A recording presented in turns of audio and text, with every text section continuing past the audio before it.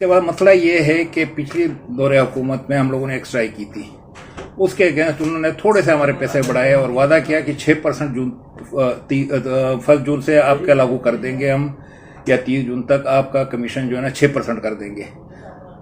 वो गवर्नमेंट चली गई है, नई गवर्नमेंट आई, फिर हमारी बाकायदा जो है ना मिफ्ता साहब से कराची में मीटिंग हुई, उसके बाद जो है ना फिर इस्लामाबाद चले गए। इस्लामाबाद में पूरी मशीनरी थी इनकी, पेट्रोलियम से रिलेटेड, सेक्रेटरी साहब थे, डीजी साहब थे, दूसरे नुमाइंदे थे, और मिनिस्टर साहब ने भी टाइम दिया, जो हमारे मिनिस्ट्री स्टेट मिनिस्टर है।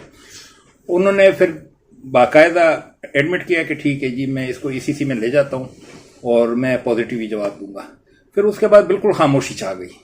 खामोशी छाने के बाद अभी हमें तकरीबन 15-20 दिन तो हो गए कि स्ट्राइक हमने कॉल किया 18 तारीख को। अभी सुना है कि वो चेयरमैन साहब कर रहे हैं कि ये 18 को मीटिंग कर लेते हैं। चेयरमैन साहब ने तो साफ कर दिया कि आपने आना है, कराची आ जाओ 17 को, जो भी बात करनी है। तो हम उसमें नहीं है कि हम लोगों को तकलीफ दे या खामखा में अपना कारोबार बंद कर ले, लेकिन मेरा रब जानता है कि 6% कमीशन अब ऐसा है कि अब तो इसमें भी खौफ आता है, जिस तरह महंगाई हो रही है।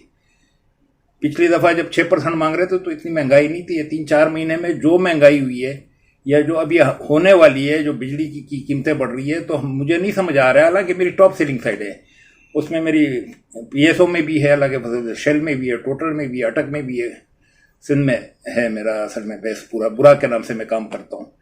तो अब तो मुझे भी खौफ आने लगा है। पहले हालांकि मैं इन चक्रों में नहीं पड़ता था ज्यादा कि यार ठीक है, जायज मिल रहे कोई डीलर। अब तो लाहौर से लेके पेशावर तक और वहां आपके खैबर से लेके कराची तक सब डीलर एक जबान और एक ही झंडे तले समी खान साहब के क़यादत के नीचे सारे जो है ना जमाएं, और इंशाल्लाह हम अपने हक के लिए जो है ना पंप बंद करेंगे।